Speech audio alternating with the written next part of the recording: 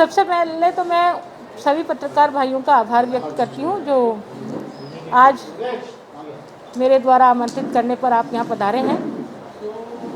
Lockdown की अवधि में वो मजदूर जो नियमित रूप से अपना रोजगार करने के लिए फैक्ट्रीज़ में कहीं बिल्डिंग बन रही है वहाँ पर जाते थे, लेकिन लॉकडाउन की अवधि के कारण से वो अपने घरों से बाहर नहीं निकल पाए और जो कुछ खाद्यान्न उनके पास रखा हुआ था वो भी धीरे धीरे ख़त्म होने लगा।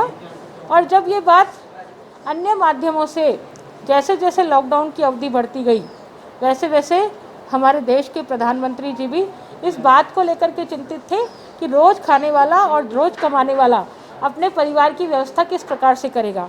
इसी बात को ध्यान में रखते हुए माननीय प्रधानमंत्री महोदय ने 3 महीने तक का गेहूं और राशन फ्री में देने की बात कही और इस बात के तहत 1 महीने का गेहूं अप्रैल माह में 15 तारीख के बाद में सभी खाद्य सुरक्षा वाले पात्र व्यक्तियों को मिलना प्रारंभ हो गया। लेकिन फिर एक बात ध्यान आई कि खाद्य सुरक्षा में ऑलरेडी गेहूं मिल रहा है, इसलिए ऐसे विशेष श्रेणी के लोगों को दिया जाए जिनको किसी प्रकार की सहायता नहीं मिली है और उसी के तहत फिर विशेष श्रेणी के लोगों को खाद्यान्न दिए जाने की केंद्र सरकार ने राहत सामग्री राज्य सरकारों को दी। और उसी के क्रम में मैं आपको प्रमाण के साथ ये बात बताना चाहती हूँ कि ये 15 मई का आदेश है जो राज्य सरकार ने जारी किया और इस 15 मई के आदेश में 26 श्रेणियों का उल्लेख किया गया कि 26 श्रेणियों के लोगों को ये खाद्य सुरक्षा उपलब्ध कराई जाएगी। 15 तारीख के इस आदेश को निकलने के बाद भी इसका इम्प्लीमेंट नहीं हुआ और इसको रद्दी की टोकरी में डाल दिया गया। इसके बाद में पुनः 21 तारीख को एक नया आदेश निकला 21 मई को और इस 21 मई के आदेश में 37 प्रकार की श्रेणियों का हवाला दिया गया कि 37 प्रकार की श्रेणियों को ये खाद्य सुरक्षा में जोड़ा जाएगा और उनको खाद्यान्न मिलेगा।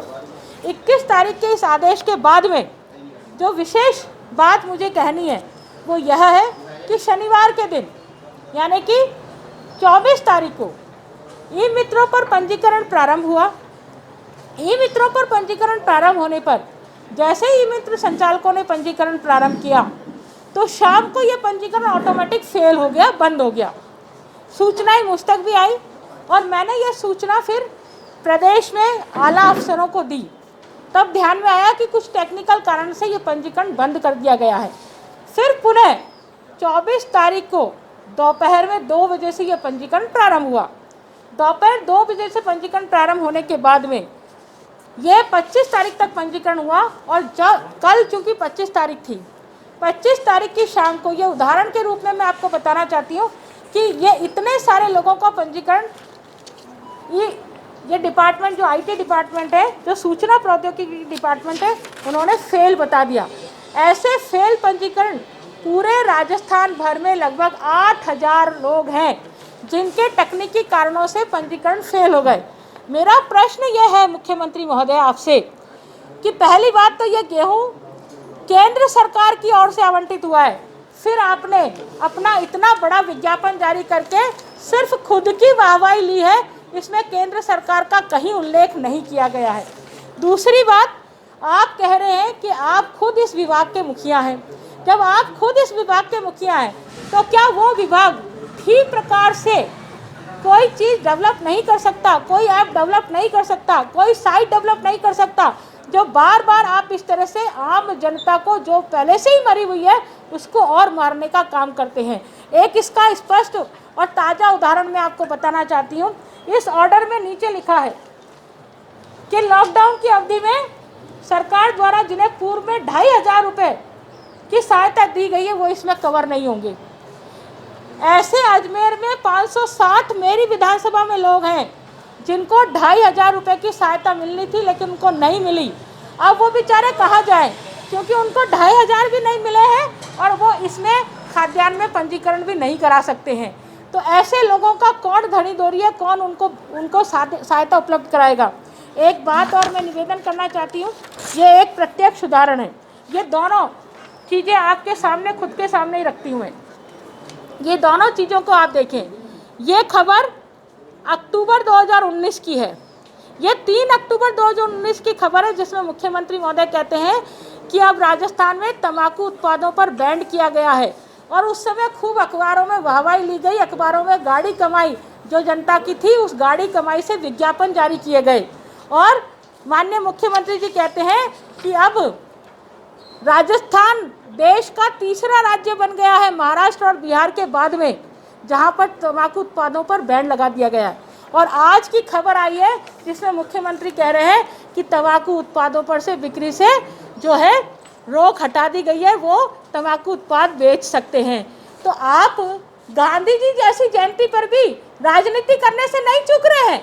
आप गांधी जयंती पर की गई घोषणाओं को भी इस तरह से प्रतिफलिता लगाने की बात करते हैं, इस तरह से आप जनता को बेवकूफ़ बनाते हैं।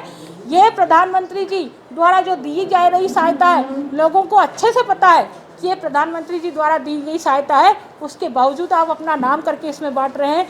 आपकी राजनीति आपको मुबारक हो, लेकिन आज IT का ज़माना है, आज सूचना प्रौद्योगिकी का ज़माना है। और मुख्यमंत्री जी, आप जो जनता को बेवकूफ़ बनाने की बात कर रहे हैं ना, जनता आपके झांसे में आने वाली नहीं है, जनता बेवकूफ़ नहीं बनने वाली नहीं है। एक और तो प्रियंका वाड्रा यूपी में पानी और बिजली के बिल माफ़ करने की बात कहती है, और दूसरी तरफ मुख्यमंत्री अशोक गहलोत पानी और बिजली के बिल जमा नहीं कराने पर 2% पेनल्टी की बात करते हैं। ये कैसी राहत है, ये कैसी सहायता है? मुख्यमंत्री जी, आप जादूगर अपने आप को कहते हैं, आप जनता को बेवकूफ़ कर बनाने में अपनी जादूगरी दिखाते हैं। ये जनता आपको अपनी जादूगरी समझा देगी आने वाले चुनाव में कि कैसे कांग्रेस जो है राज में आती है, कैसे शासन में आती है। अब कांग्रेस के लोग जब घर घर जाएंगे ना वोट मांगने, तो पता पड़ेगा कि आपने क्या किया है।